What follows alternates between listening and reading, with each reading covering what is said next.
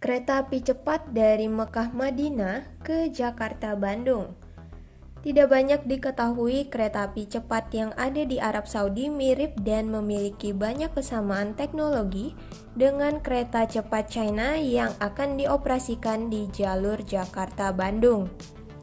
Di Tanah Suci, jalur dibangun oleh perusahaan China Arab Saudi dan kereta buatan Spanyol dikenal sebagai kereta api Haramain atau Haramain High Speed Railway yang menghubungkan dua kota suci, Mekah dan Madinah dengan jarak 450 km. Adapun kereta api cepat di China yang beroperasi hari ini adalah pengembangan dari alih teknologi dari Kawasaki, Jepang, Siemens, Jerman, Alstom, Prancis, dan Bombardier, Kanada.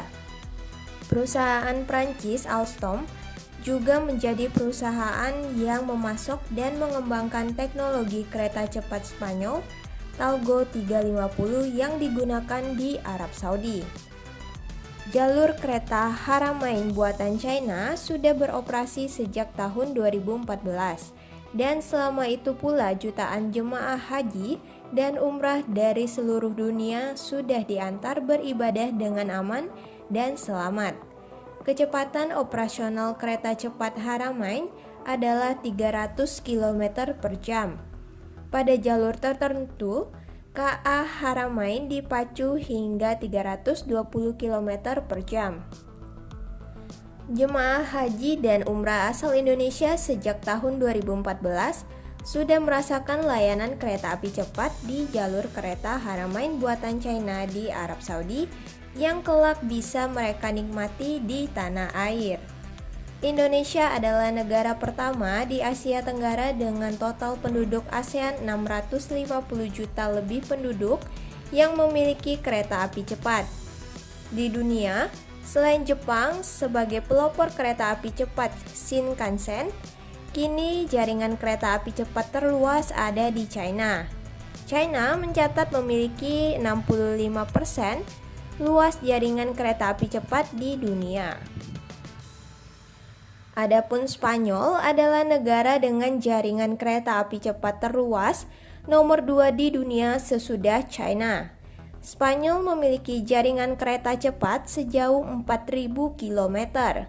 Selain itu, kereta api cepat juga menjadi sarana transportasi penting di Spanyol dan juga Perancis dengan kereta api cepat TGV serta menghubungkan Inggris, Prancis. Konsorsium multinegara di Arab Saudi menghasilkan layanan kereta api cepat Haramain yang juga dirasakan banyak warga Indonesia hingga kini. Gubernur Jawa Barat Ridwan Kamil dalam akun medsosnya @ridwankamil tanggal 14 Juli 2022 memberikan kesaksiannya menumpang kereta cepat Haramain. Ridwan Kamil mengatakan proyek tersebut senilai 16 miliar dolar AS atau setara dengan 239 triliun rupiah. Kereta api cepat tersebut mempercepat waktu tempuh perjalanan darat dari 6 jam perjalanan bus menjadi 2 jam saja dengan kereta api cepat Haramain untuk menghubungkan Mekah dan Madinah. Kereta api cepat Mekah Madinah sudah beroperasi melayani warga Saudi, juga jemaah haji atau umrah dengan sangat aman dan nyaman, tulis Ridwan Kamil. Dalam laman kcic.co.id, tanggal 17 Juni 2019 disebutkan, untuk perjalanan langsung Jakarta-Bandung sejauh 142,3 km dibutuhkan waktu 36 menit. Dengan berhenti di Karawang Walini, dari Halim hingga Tegaluar dibutuhkan waktu 46 menit. Jauh lebih cepat dibandingkan perjalanan kendaraan roda 4 atau bus yang bisa memakan waktu 3-4 jam.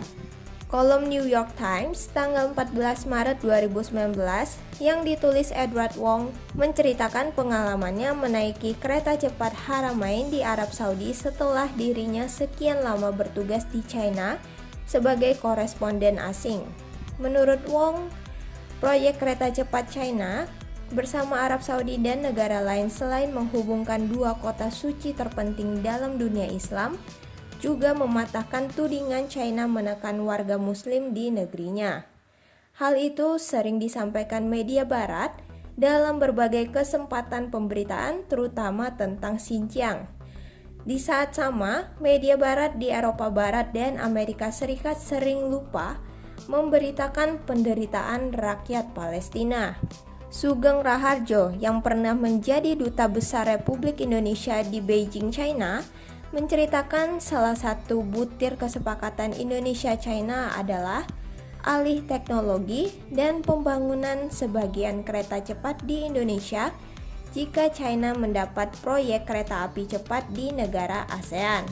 Teknologi yang sama yang dibawa China ke Indonesia juga diterapkan di Turki sejak tahun 2014. Kereta api cepat Turki yang menghubungkan kota Ankara dan Istanbul sejauh 533 km dibangun bersama oleh China dan Turki.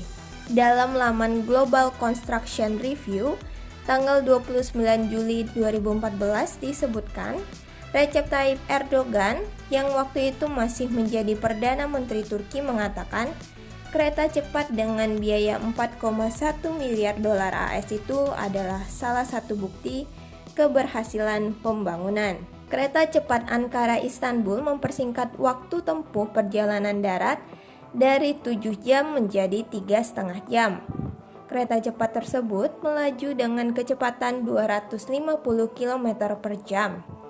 Erdogan mengatakan proyek tersebut mengalami banyak hambatan dan sabotase sehingga terjadi keterlambatan. Sebelum peresmian terjadi kecelakaan tabrakan kereta perawatan dengan salah satu rangkaian kereta api cepat.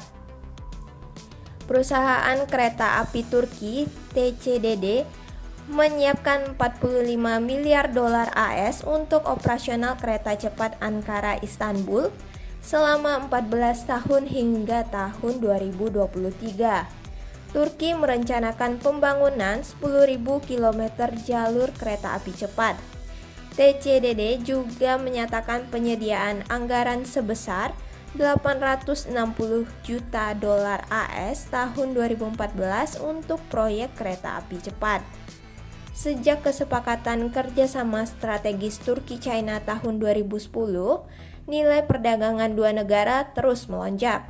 Di tahun 2013, nilai perdagangan sebesar 28,3 miliar dolar AS menjadi 50 miliar dolar AS pada 2015. Proyek terbaru Turki adalah jembatan lintas benua yang menghubungkan Asia Eropa dalam jembatan Çanakkale 1915. Nama Çanakkale diambil dari kemenangan militer Turki menghadapi armada Inggris-Prancis yang kemudian menggelar pendaratan pasukan Anzak atau Australia dan Selandia Baru dalam pertempuran berdarah di Gallipoli, di mana sekutu dipukul pasukan Turki-Jerman semasa Perang Dunia I. Jembatan Çanakkale yang melintasi Selat Dardanella menurut Erdogan yang kini menjadi Presiden Turki memangkas waktu tempuh perjalanan kendaraan bermotor, mengurangi kemacetan dan polusi udara. Total biaya yang dihemat per tahun mencapai 415 juta euro atau 422 juta dolar AS. Sebelumnya, perjalanan menyeberangi lintasan tersebut bisa memakan waktu total 5 jam. Jembatan Çanakkale 1915 mempersingkat waktu hanya 6 menit. Proyek Turki Korea Selatan yang ikut melibatkan kontraktor besar China, yakni China Sichuan Road and Bridge Group, membangun jembatan, 2 menara dan 3 bentang jembatan gantung dengan 12 lajur kendaraan bermotor, membuka kesempatan kerja bagi 118.000 orang dan menggerakkan ekonomi senilai 5,3 miliar euro. Laman Eurasian.com tanggal 20 Maret 2022 menuliskan, sebelum ada jembatan tersebut, perjalanan harus ditempuh dengan 1 jam menumpang feri mengangkut kendaraan bermotor dan antrean untuk naik ke dalam feri yang berkepanjangan hingga 5 jam. Sementara proyek strategis Turki-China yang langsung dikendalikan dua negara tersebut adalah pendanaan proyek jembatan Eropa Asia, yakni jembatan Yavuz Sultan dan jalan tol Marmara Utara dengan nilai 2,7 miliar dolar AS. Laman berita dailysabah.com tanggal 30 Juli tahun 2018 menuliskan Bank China (ICBC) mendanai proyek yang semula ditangani perbankan Turki. Jalan tol Marmara Utara dengan total 430 km menghubungkan wilayah Asia Eropa Turki melalui jembatan ketiga, yakni jembatan Yavuz Sultan. Meski banyak proyek strategis dibangun di Indonesia, dalam percakapan publik banyak muncul tanggapan negatif. Berbagai proyek kerjasama di zaman Orde Baru yang banyak dilakukan dengan Jepang, Amerika Serikat, negara Eropa Barat, dan Korea Selatan banyak dilakukan sosialisasi dan peran kehumasan yang berkualitas. Pemberitaan dan komunikasi adalah bagian dari proses pembangunan yang tidak bisa dipisahkan. Saat ini pemerintah Indonesia banyak bekerja tetapi minim komunikasi dan sosialisasi kepada masyarakat. Ditambah, saat ada masyarakat yang tergolong rendah literasinya akan mudah termakan berita bohong dan beragam fitnah. Amanat UUD Republik Indonesia tahun 1945 mewajibkan mencerdaskan kehidupan bangsa, termasuk dalam hal ini memberi penjelasan kepada masyarakat tentang makna penting dari pembangunan yang dilakukan bagi kehidupan seluruh bangsa Indonesia. Baik, sekian berita dari Mas Sisi. Jangan lupa like dan subscribe agar kalian tak ketinggalan berita terbaru lainnya dari kami. Terima kasih.